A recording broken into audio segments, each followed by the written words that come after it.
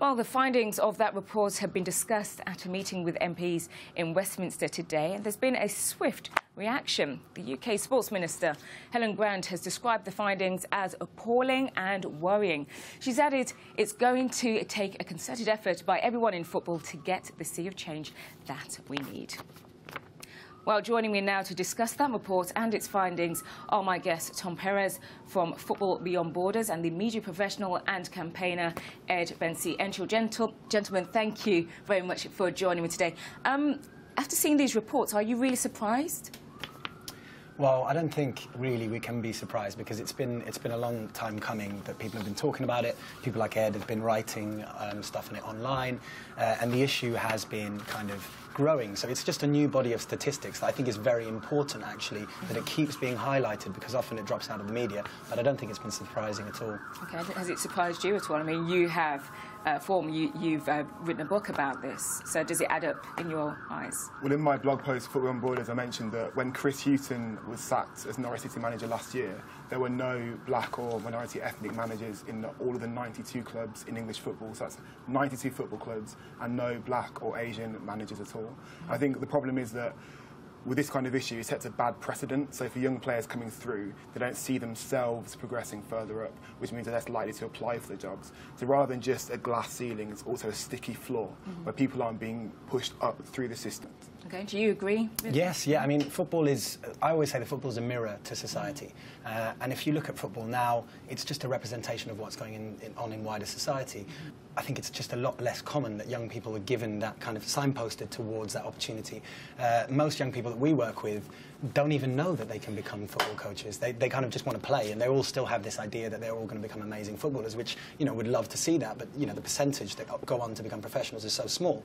So what we're trying to get them to realise is that there are more opportunities rather than just becoming a football player, but even that is very difficult. You know, management is even harder than becoming a footballer, just because, for me, it seems that some of the institutions that run the footballing world, you know, from FIFA to other kind of big organisations, they're quite happy for black and Asian players to be, you know, playing, but they don't really, they're not making a concerted effort to give these people power to change the game and to run the game. Well, let's talk about how to change the game. A lot of has been mentioned about the Rooney Rule. Do you think something like that would work in English football? I personally think so. I don't know what Ed... Why do you think it would work? I mean, it's kind of hard to impose something like that onto, let's say you go to Roman Abramovich, OK, you have to make sure that every candidate you interview, at least one of them has to be black. I mean, how do you, or black or ethnic minority, how do you do that?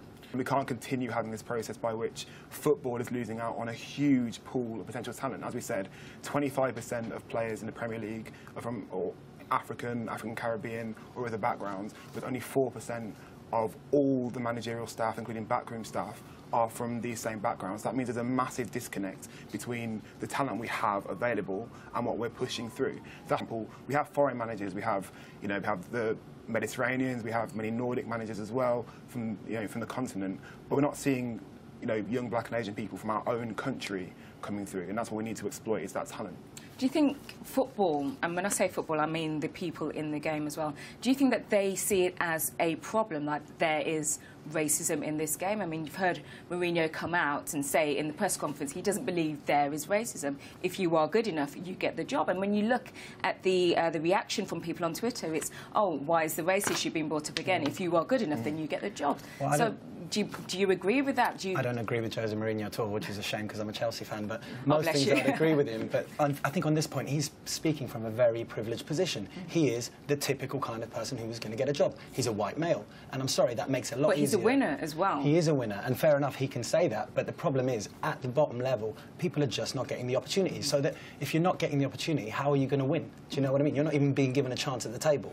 So the Rooney Rule, what people don't realise with that is it's not an obligation. It is not an obligation that someone of a black and ethnic minority has to get the job. It is saying, give them a space at the table, give them an opportunity to come out and show what they can do.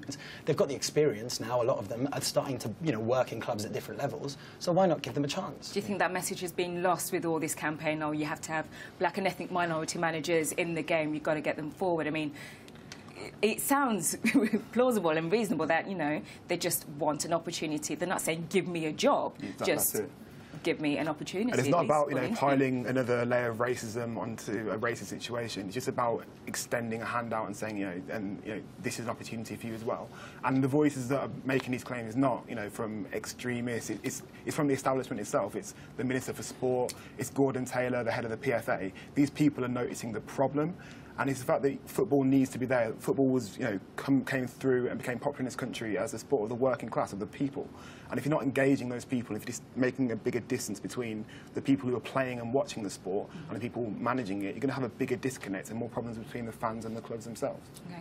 Well, something very interesting, what you just said about obtaining your badges. Michael Johnson, he's actually got all of his badges, but he's actually said that, he's only had 3 opportunities for an interview in the past 3 years. Now, what kind of example is that showing to the youngsters that want to, or the future managers?